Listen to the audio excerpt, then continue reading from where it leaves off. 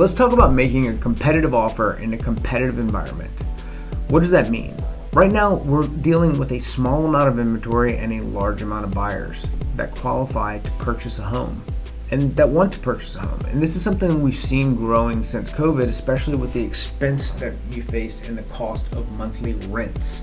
So if you're shopping for a house and the house is $400,000 and you're getting advice from your mortgage team and your realtor and the people around you that you may need to be offering over that in order to win, what does that mean in regards to the appraisal, and what other things do you have to look out for?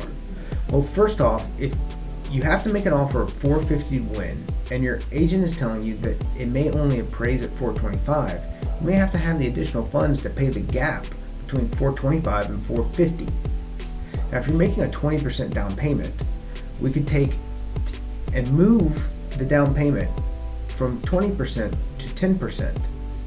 And then pay the gap with those funds and still cover your closing costs. So your total out of pocket wouldn't have changed. But let's say that you don't have those monies, then what do you do?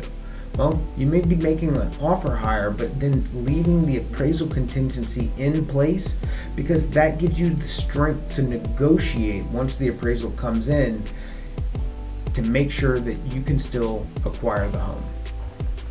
What are the things you might have to look out for? Well, you may need to waive your home inspection or create one for informational purposes only, meaning that you're not going to be able to cancel your contract based on deficiencies you find at the property. However, you are going to be able to get somebody to walk through and point out what those deficiencies are so that you can come up with a plan once you move in on how to address these things.